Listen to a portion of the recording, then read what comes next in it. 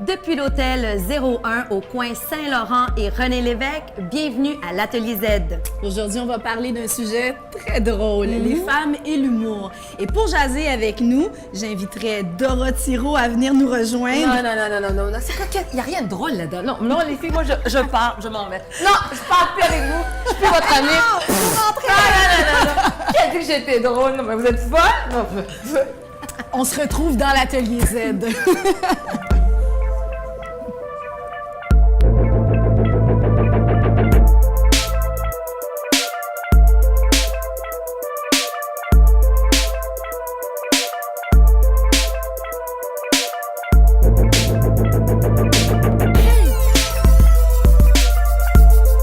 Bienvenue dans l'Atelier Z. On est avec notre invité au sourire contagieux, l'humoriste Dora Thirault. Merci beaucoup d'être avec nous. Ben, ça fait plaisir. Hein? Aussi, vous avez de très, très beaux sourires. Donc, hein? C'est réciproque. Première question qu'il faut absolument que je te pose. Oui, je t'écoute. À 37 ans, Oui. tu as une job stable, en ressources humaines, dans une belle compagnie Un pharmaceutique. job qui paye. Qui paye dans une compagnie pharmautique. Oui. Et là, tu décides, je fais un changement de carrière. Oui. Je saute dans l'humour, tout un saut. Comment ta famille, comment les gens d'autour, et comment toi, tu as vécu ça? Alors, comment ma famille a pris ça? Ben, écoutez, ça a été mon coming out. J'avais à 37 ans. J'avais une carrière professionnelle, je suis maman. Et puis, bon, je me suis dit, bon, écoute, Dorothy, c'est ton choix à toi, c'est le moment de t'éclater et c'est ce que j'ai fait. Je suis tombée en amour. Donc, en amour avec l'humour. Alors, comme toutes les relations, ben, j'ai quitté mon ex, qui était les ressources humaines. Et depuis, ben, c'est le parfait bonheur. On vit une lune de miel. Donc, je suis très contente. Et puis, mes parents, ben, ils l'assument. C'est sûr que mon père, il dit souvent qu'il aimerait me revoir derrière un bureau. Mais moi, non. J'adore le fait d'être travailleur autonome. Et ce qui me permet, étrangement, d'avoir plus de temps aussi, même avec mon fils. Contrairement lorsque j'étais au bureau. Donc, j'adore. Et puis écoutez, rire, qu'est-ce que ça fait du bien? Tu parlais de 37 ans, aujourd'hui j'ai 40 ans. Aucun rire. Mais, je sais. mais l'esprit jeune. Mais c'est le rire. C'est ça le rire. Tout à fait. Donc, Mais écoute, le sujet d'aujourd'hui, c'est les femmes et l'humour. Toi, tu as fait un changement de carrière. T'es une femme, on avait envie d'en parler avec toi. Est-ce que tu as été un petit peu déçue de ce milieu qui est quand même très macho, hein? On peut pas se le cacher. mais moi, j'aime la compagnie des hommes.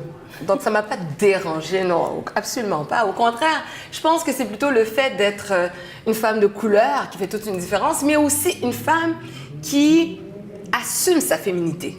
Moi, j'aime être bien mise, comme vous l'êtes aujourd'hui d'ailleurs. J'adore beaucoup ce que vous portez. Plus tard, je pars avec ça. Les noms.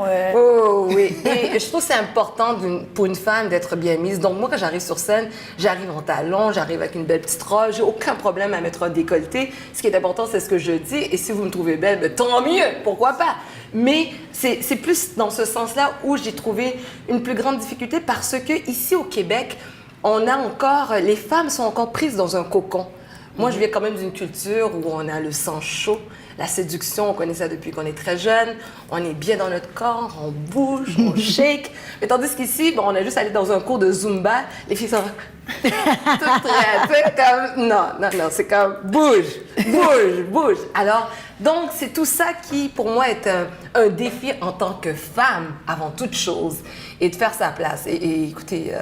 Et tant mieux, c'est un beau défi. Mais justement, en tant que femme, y a-t-il des sujets, parce que l'humour, c'est une réflexion de la société, y a-t-il des sujets qu'en tant que femme, tu ne veux pas aborder ou des sujets qu'en tant que femme, tu dis, je me dois des aborder? Ben, moi, j'aborde tous les sujets.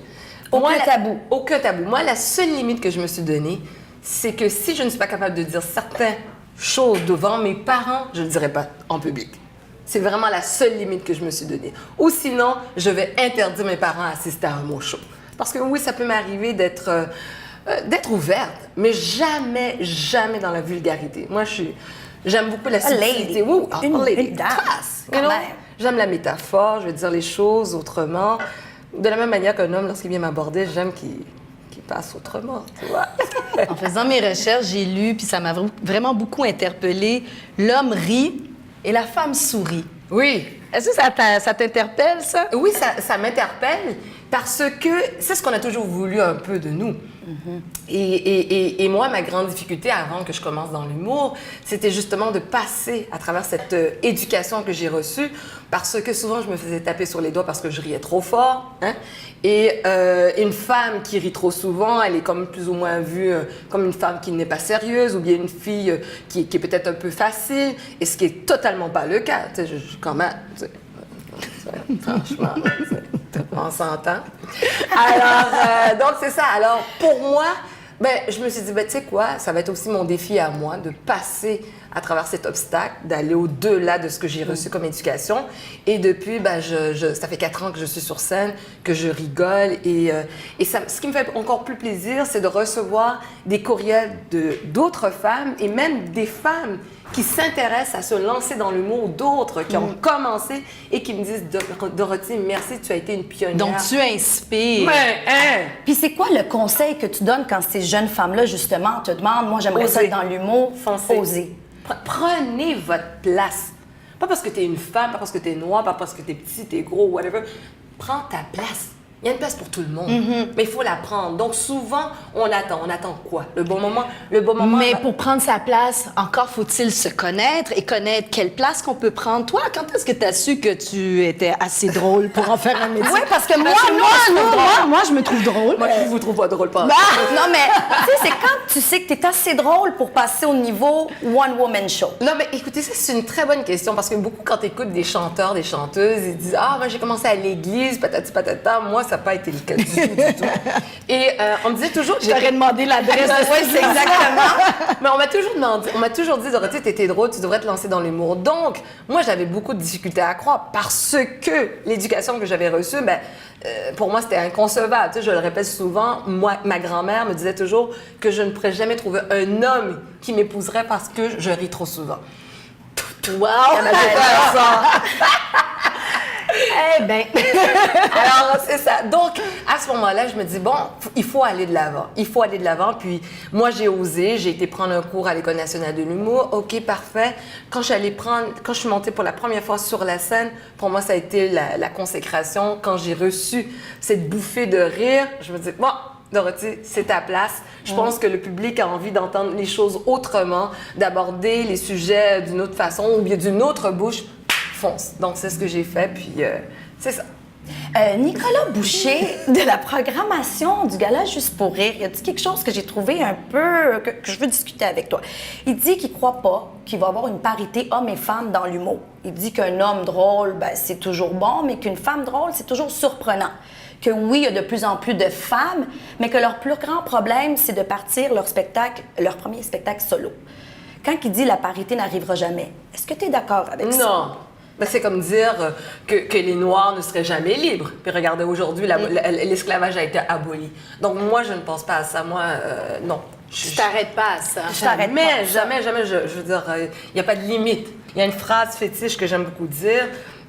Bon, c'est sûr, c'est en lien avec ma couleur de peau, mais j'ai toujours dit, si on a la peau foncée, ben, c'est pour foncer et défoncer les portes. Alors, moi, je ne m'arrête pas à ça. J'ai fait mon premier show, mon premier one-woman show il y a 2 ans. Et franchement, là, j'ai eu un très, très beau bulletin, une très belle critique de la presse et je continue, je produis, maintenant ça va faire quoi, la 3e année, un show qui est 100% pur cacao, toute seule, comme une belle négresse. et ça marche. Mais il faut oser. Je veux dire, tous les grands que vous voyez, que ce soit le Cirque du Soleil, Céline Dion, ils ont tous commencé par là. Alors pourquoi on va se mettre des limites? Pourquoi? Parce qu'une personne nous l'a dit? Non. Au contraire, il ne faut pas voir cette personne-là comme quelqu'un qui nous a mis un frein dans notre élan, mais au contraire, il faut se dire, tu sais quoi, moi je vais te Une prouver. motivation pour démontrer que oui, on peut, puis on est capable. Yes, we can. Ben moi, je t'applaudis parce que non seulement tu oses en tant que femme, en tant que minorité, tu oses dans ce milieu à prédominance masculine, mais en plus, tu fais une différence, tu inspires. Tu viens de gagner dernièrement le Black Canadian Award. Oui. Ça, c'est quand même un prix très, très, très prestigieux. Oui. Tu te démarques, tu es porte-parole pour plein de causes, pour plein d'événements, plein de festivals. Et nous, on te regarde, tu es une étoile filante. Est-ce qu'il y a des choses que tu aimerais accomplir? Est-ce que tu as des rêves encore à remplir? Ben oui. Je rêve de prendre la place de Fabienne Larouche. Rien de moins. Mais il faut rêver. Il faut rêver. Moi, je suis d'accord parce que tu es mon ami, puis je te garde près de moi. Donc, je rêve un jour de pouvoir écrire des téléséries parce que moi, je suis née ici au Québec. Et quand j'étais jeune, ben, on s'entend, on n'avait pas autant de personnes à qui on pouvait se référer. Donc, c'est ce qui fait que beaucoup de gens comme moi, on regardait la télévision américaine. Et aujourd'hui, ben, moi, je suis maman, j'ai un garçon de 8 ans, et vers l'âge de 4-5 ans, il me dit « Maman, il n'y a pas assez de bruns à la télévision. » Donc, je ne peux pas croire que moi, qui a 40 ans, on n'a pas encore évolué. Moi, j'ai quitté Doualé, Michaël Jean, mais aujourd'hui, je peux encore compter sur mes mains le nombre de personnes qui me ressemblent. Alors, il y a encore du travail à faire. C'est pour ça que je dis, il faut prendre la place. Donc, pour moi, j'ai cette mission-là. Et même cette carrière d'humoriste, elle va au-delà de ce que je m'attendais. C'est parce que quand je vois justement les gens qui viennent me voir, je les inspire, tout ça, mais en même temps, ces gens-là m'inspirent.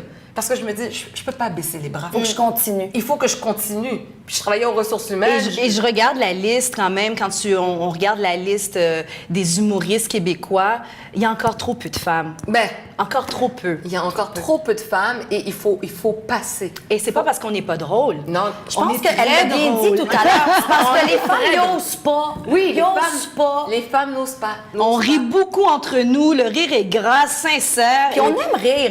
On aime faire des J'aime blagues. rire. Et, on est drôle, on est drôle. Et ça nous va tellement bien de rire aussi. Non. Alors, il faut prendre sa place. Franchement, là, moi, je le dis à tout le monde, prenez la place. Je veux dire, c'est pas juste pour moi. Et moi, j'ai toujours dit que je ne regarde pas uniquement le marché québécois, je regarde le monde. Donc, il y a de la place pour tout le monde. Et parlons-en du monde parce que tu as performé en Haïti, là tu as des projets avec l'Afrique. Oui. C'est super excitant tout ça. Oui.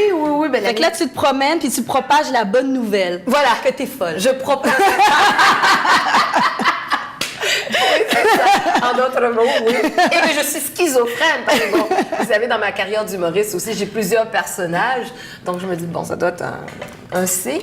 Mais oui, tout à fait. L'année passée, j'étais en Afrique. Cette année, 3 fois en Haïti. Et je compte retourner encore en Afrique pour une tournée de l'Afrique de l'Ouest. Alors oui, définitivement, comme je vous dis, le monde est grand. Il y a de la place pour tout le monde. Alors moi, Et c'est tu ce que je fais. t'arrêtes pas juste avec Non. les spectacles, il y a aussi l'Internet, tu Oui. rentres dans les Internets. Oui, Il se passe des choses là de ce côté-là pour toi. Oui, en fait, moi, c'est ce que j'aime, c'est que dans cette carrière d'humoriste aussi, c'est que plus jeune, je rêvais toujours d'être une femme d'affaires. Ouais. Puis moi, j'ai travaillé dans une agence de placement, puis je croyais atteindre le sommet parce que un jour, je suis arrivée devant la porte des ascenseurs dorés. J'avais mes C'était talons nul. hauts. Voilà, je suis arrivée. Je m'asseyais sur mon bureau, là, les gens me croisaient. La souplesse est encore là. Ça marche, ça marche. Alors, là, je suis arrivée, je me dis, je suis arrivée. Mais non, au contraire, avec cette carrière d'humoriste, ben bon, c'est vrai que j'ai écrit mes textes, tout ça, mais il y a encore plus à faire. Donc, moi, j'ai envie d'écrire pour des téléséries. Il y a le web qui m'intéresse. Il y a d'autres productions qui m'intéressent. Cinéma?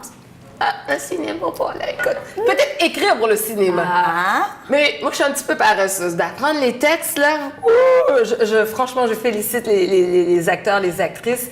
Mais écrire, oui. Fait que t'es Offrir vraiment des une rôles. femme pieuvre.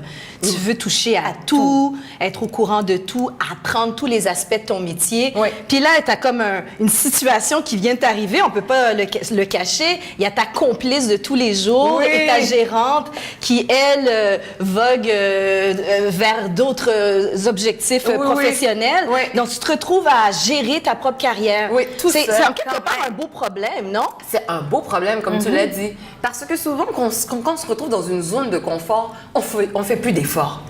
Donc là, je suis dans une zone inconfortable. Hier, j'ai passé toute la journée à faire de la comptabilité. Est-ce que j'aime les chiffres? Non. Mais fallait C'est que pas ça soit drôle. fait. Non, c'est pas drôle. Mais en les faisant, j'ai commencé à comprendre certaines choses. Les entrées, les sorties, les galisses.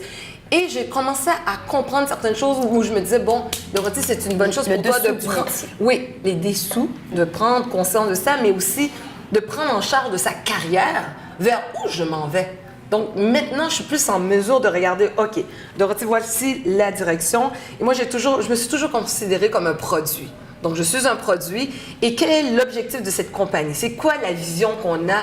Comment on veut placer ce produit-là sur Mais oui, le il y marché? a du branding à faire, Il y a du tout. Il marketing, y a voir tout ça. toutes les plateformes. Alors moi, ça me stimule encore plus ce côté intellect. J'adore ça. bien sûr. Mais c'est sûr aussi que côté création, ça demande aussi une discipline parce que ça me prend du temps pour écrire. En tout cas, tu relèves le défi haut la main. Hein? Tu restes avec nous. Oui! Vous restez avec nous. Parce qu'on vous revient après la pause avec nos chroniqueuses Madalena et Madoua.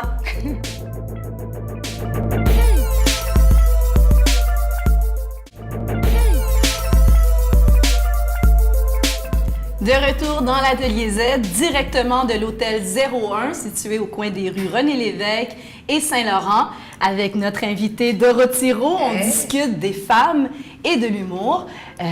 Bonjour Madalena, bonjour Madoua. Bonjour. Madoua, on commence avec toi. Oui, donc cette semaine, je suis en plein dans la thématique. Je vous ai trouvé un livre qui s'intitule Femmes et humour. Donc, Femmes et humour, c'est rédigé par Mira Falardeau aux presses de l'Université Laval. C'est quand même récent, février 2014. Et puis, quand on pense aux femmes et l'humour, on a souvent l'humour de scène en tête, l'humour sur scène. Et puis, elle nous parle de l'humour en images, l'humour couché sur papier, les BD, les caricatures. Donc, elle essaie d'aller rechercher qui sont les femmes dans le milieu de l'humour et à travers le monde. Parce qu'on fait vraiment le portrait de 50 femmes, autant des Canadiennes, des Québécoises, des gens de l'Europe francophone et du Moyen-Orient. Donc, on a des noms tels que Sylviane Ménard, Martine Chartrand, Julie Doucet au Québec. Ce sont quelques-unes des femmes qui sont mises en relief dans ce bouquin dont on retrace vraiment les trajectoires et puis qu'on essaie de voir leurs témoignages également. Puis, dans tout ça, on nous demande, malgré ces succès qui sont bien connus, pourquoi si peu de femmes dans l'humour visuel, autant ici qu'ailleurs? Pourquoi? C'est ce qu'on apprend. Puis dans le livre aussi, au niveau de la proportion, on nous dit qu'il y a environ entre 2 et 7 % des femmes qui forment le monde de l'humour visuel. Et cette proportion n'a pas vraiment changé depuis 30 ans. Donc pourquoi? Ou on se dit, peut-être au niveau des sujets, les femmes sont sensibles, on aime ça parler de nos émotions, nous autres. Donc peut-être qu'il y a un peu de cet aspect-là. Mais c'est parce qu'aussi, je pense, tout commence dès l'éducation. Les filles, on les apprend à être belles, à être coquettes, tandis qu'un garçon, c'est autre chose. Et même en classe, un petit garçon qui fait des blagues, on rigole tous. On encourage ça. C'est comme il devient le plus cool. Mais les filles, on a toujours été à côté. On dérange. On dérange. C'est pas la même rit, chose. Quand on rit, quand on fait rire, on dérange. Oui. Un homme qui nous aborde avec l'humour, c'est intéressant. Une femme, elle ressort du lot. C'est intéressant comment, justement, c'est ce qu'on retrace aussi avec ce livre-là, comment la notion de pouvoir aussi est reprise. Parce que faire rire, c'est un peu une notion de pouvoir, puis avoir ce portrait de la société, Katie en parlait en première partie, comment est-ce que c'est une façon de s'approprier la vision du monde, l'humour. Donc, comment est-ce que à travers ce médium-là, on a cette notion de pouvoir. Donc, peut-être que la société n'est pas tout à fait prête. Quand on dit que depuis plus de 30 ans, le pourcentage aussi n'est pas vraiment. Puis elles se sentent isolées. Souvent, c'est ce qu'on retrouve. Des femmes, autant ici qu'au Moyen-Orient, autant on pourrait penser qu'au niveau culturel, ça change, mais non. Elles se sentent isolées, puis se disent qu'elles ne sont pas capables de passer à travers les frontières. Donc, c'est vraiment là-dessus que cet ouvrage-là, il joue. Puis, il y a certains éléments assez intéressants. Par exemple, il y a la caricaturiste Sue Dewar, pardon si je prononce mal son nom, qui justement joue sur l'ambiguïté de son nom en disant que, il y a des gens parfois qui envoient des commentaires qui ne sont pas vraiment d'accord avec ses blagues, puis quand elle leur apprend qu'elle est une femme, la perspective change. Donc, ce sont toutes sortes de petites révélations comme celle-là qui sont particulières, qui font la beauté de ce roman. Donc, Femmes et humour. Madalena, qu'est-ce que tu nous as préparé? À quoi et pourquoi rit-on? Parce qu'on rit, mais pourquoi alors? Et ça, après avoir vu sur Internet des capsules humoristiques, c'est très à la mode, sur deux jeunes Québécoises, une qui demeure ici, à Québec, qui s'appelle Sylvie Torini, alias Carole, et l'autre qui demeure à Paris, qui s'appelle Solange. Alors, ils ont un style d'humour un peu différent, mais quand même, ils ont des traits en commun. C'est-à-dire, les deux grands traits sont le manque de sourire, sont vraiment tristes, manque de sourire, et ils jouent la carte de l'absurde. Donc elles sont déprimantes. Elles ne sont pas mises sur le 31, hein. Elles ne sont pas très Ils ont pas le arrangées. sourire de là à là. Pas du tout. Et pourtant, elles font rire les gens et elles ramassent des milliers de clics sur Dailymotion et YouTube. Alors, c'est un humour différent, moins bruyant, comme tu disais, Yamel, mais plus porté vers une réflexion. Et alors, si rire, c'est inné. Et Dorothy, elle peut le confirmer, puisqu'elle dit qu'elle est née en rien. Oui, oui, tout à fait. On va demander à ta mère. Faire rire les autres, ce n'est pas une mince affaire, je trouve. Il y a les écoles, ça s'apprend, mais quand même. Alors, en faisant mon enquête, j'étais surprise de voir qu'il existe très peu d'études sur le rire et l'humour, mais intégral, global. C'est-à-dire, regardez aussi le point de physiologie, biologique, mais aussi culturel.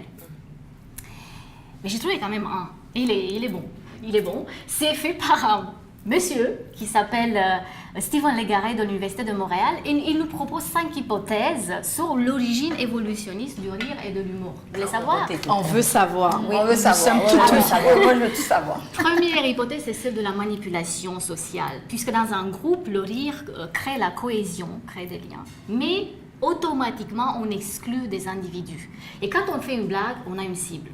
Deuxième hypothèse, c'est celle de la socialisation. Pardon, socialisation. Ça. Oui, c'est bon, c'est ça. Je suis dans le rire. Ça fait rire, c'est facile. Je suis sur mon temps d'entier. Voilà. Pourquoi? Parce que c'est un comportement universel, vous voyez? Ça passe. Et en plus, ça crée des liens. Vous sentez C'est pas? vrai. Ça crée des liens affectifs. Alors, troisième hypothèse, c'est de la sélection sexuelle. Et là, on est en pleine séduction. On est intéressés. Vas-y. Mais je ne vais pas m'étaler quand même. Je vais juste dire que les hommes produisent plus d'humour. Ce sont les faits. Mais quel type d'humour? Mais plus agressif et un peu plus compétitif. Quatrième hypothèse, ça sent bizarre, hein? C'est le signalement honnête. Autrement dit, le rire est coopératif et pas trompeur. Si je te souris, c'est que je t'aime. Cinquième hypothèse, c'est la contagion émotionnelle. Autrement dit, c'est l'effet miroir. C'est comme le bâillement. Donc, je ris, vous riez. Bon. Alors que faut-il pour rire? Mais je pense encore une chose, en fait, je pense que l'humour, il faut que ce soit avant tout naturel, spontané. Et aussi, je crois, ce qui fait rire les gens, c'est vrai, comme tu disais, il y a plusieurs, en fait, comme l'étude montrait, il y a plusieurs aspects qui font rigoler les gens. Mais en tout cas, moi, s'il y a quelque chose qui me fait vraiment rire, c'est quand c'est spontané, quand quelqu'un tombe, mais d'une manière non calculée, quand c'est une blague, mais qui vient d'une histoire vraie, ou bien peut-être qui a été un peu trafiquée. Moi, ça vient me chercher. Et comme bon, c'est pas nécessairement que la personne doit avoir un sourire, mais elle peut être... Donc pour toi, le rire, c'est vrai. Oui, pour moi, c'est vrai. Et en fait, je parle pour moi, parce que moi, j'ai toujours dit, ce que j'aime avec cette nouvelle carrière en humour, c'est un prolongement de ma personne. Alors, quand tu disais comme ça que, bon, malheureusement, plus on vieillit, moins on rigole... Non, moi, c'est pas arrivé au bout. non, mais je pense au contraire. Au contraire, moi, c'est comme la beauté. Plus tu vieillis, plus tu veux rire. Plus je vieillis, plus... Au contraire. Parce que, justement, je suis capable de faire l'autodérision. Je m'assume, je suis bien dans ma peau, donc En tout cas, une chose est sûre, le rire est complet lorsque quelqu'un nous sourit en retour ou rit en retour de notre blague. Justement, le rire, c'est une communion pour toi. Mais est-ce que tu crois qu'on peut faire des blagues comme les gens font sur Internet, sans public, Oui, sans rapidement, avoir- très rapidement. Oui, c'est possible de le faire. Moi, je m'amuse au niveau des réseaux sociaux d'écrire simplement des anecdotes. Et De voir les réactions. Et les gens ils me disent, écoute, je suis au bureau, tu me fais rire. Mais j'ai simplement écrit. Je ne suis pas là. Les gens ne me voient pas. Je ne fais qu'écrire simplement et les gens rigolent. Pourquoi? Parce qu'on amène les gens à imaginer. On amène les gens dans notre univers. Et comme je vous dis, quand ça touche à notre réalité, ou sinon si on se sent retrouve... concerné. Exactement. Ou bien s'il y a certaines références, il peut y avoir des références culturelles, mais il y a Et des où est-ce qu'on peut inviter les gens justement dans ton univers virtuelle. Ah, ben sur les réseaux sociaux, Dorothy Roux, partout, Facebook. Ah, voilà, TikTok. vous savez où la trouver. Dorothy, c'est déjà la fin. Non! Oui! Non, non, non, Merci, on va pas Madalina. terminer Merci beaucoup. Elle est complètement folle. Alors, Dorothy, merci d'avoir été avec nous. Restez avec nous parce qu'on vient avec la conclusion et nos coups de cœur. Merci. Complètement folle.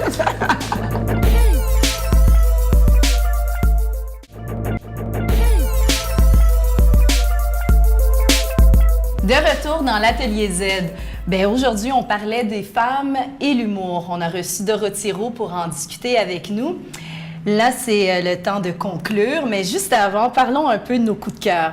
Mon coup de cœur cette semaine, c'est la soirée bénéfice AA Haïti que vous pouvez retrouver sur le site aahaiti.com. En fait, ce que c'est l'initiative de Juste pour rire, l'École nationale d'humour et le Consul général d'Haïti à Montréal qui ont décidé de monter un événement réunissant plusieurs humoristes d'ici et d'Haïti sur la même scène pour ramasser des fonds pour monter une école nationale d'humour à Port-au-Prince. Donc, c'est une initiative que j'applaudis beaucoup. D'ailleurs, Dorothy Roux, notre invitée d'aujourd'hui, y a pris part. Elle a été brillante et j'ai très, très hâte qu'il sorte un DVD de cette soirée-là parce que c'est vraiment une soirée spéciale. Ça mérite un DVD. Tout à fait, tout à Oui. fait. C'était la 2e édition, puis un franc succès pour 2 années. Puis parlant de l'École nationale de l'humour, mais moi, ça, c'est mon coup de cœur parce qu'on a parlé des femmes et de l'humour aujourd'hui. Puis même si, bon, on dit que les femmes sont pas tout à fait à l'avant-scène au Québec et même à travers le monde sur la scène humoristique, mais ici, au Québec, les femmes, on gère ça, l'humour. Parce qu'on a Louise Richer, qui est directrice générale de l'École nationale de l'humour. On a aussi une femme à la tête de l'Observatoire de l'humour et elle a toute une équipe autour d'elle, que des femmes qui gèrent ça à l'École nationale de l'humour. Donc, chapeau. Et toi, Madalina, c'est quoi ton coup de cœur cette semaine? Docteur Clown. Alors, né en 2002, cet organisme montréalais se nomme aujourd'hui Jovia. Il s'agit des clowns, mais des clowns thérapeutiques ou relationnels, on les appelle, qui vont dans les hôpitaux pour prescrire de la tendresse à volonté. Alors, le projet a été monté par 4 personnes, dont 3 femmes. On est toujours Dans la féminité. Voilà. Et il faut savoir que plusieurs études canadiennes et françaises montrent que ce sont également, majoritairement, les femmes qui vont dans les hôpitaux pour faire sourire les patients. Et je trouve ça vraiment touchant. Pourquoi? Parce que l'humour rose, c'est aussi du réconfort. Et donc, voilà, c'est Docteur Clown. Ben, c'est un super coup de cœur, ça. Oui, ça nous J'ai fait envie penser à j'ai envie de changer Patch mon coup de cœur, là. Ah oui, Du regretter Robin Williams. Oui, tout à fait. Et bien moi, mon coup de cœur cette semaine, c'est un petit bar sur Bishop qui s'appelle le Comedy Works, que je ne connaissais pas et que j'ai découvert. Et c'est une plateforme pour la relève de l'humour anglophone. Pour ceux qui veulent voir la relève de l'humour francophone, il y a aussi l'Assommoir Cabaret, qu'on peut aller voir toutes les futures représentations sur leur Facebook. Et parce que, tu sais, des fois, on ne sait pas quoi faire la fin de semaine, on veut avoir un petit moment de rire. Et C'est pas où évader plutôt. exactement, de s'évader de la vie Est-ce qu'il y a des quotidienne. femmes sur scène? Un mix, et on ne sait jamais c'est qui va être là. C'est ça qui est intéressant. Donc, on peut toujours les vérifier, c'est sûr, sur leur site pour voir qu'est-ce qui s'en vient. Mais j'ai eu beaucoup, beaucoup de plaisir, donc je le recommande fortement. C'est un bon coup de cœur. Oui, c'est un bon coup de cœur. Et puis, ben merci beaucoup, Madalina et Madoua, pour les super belles chroniques. On remercie aussi Dorothy Roux de sa générosité. Et nous, on se retrouve la semaine prochaine avec des nouveaux sujets.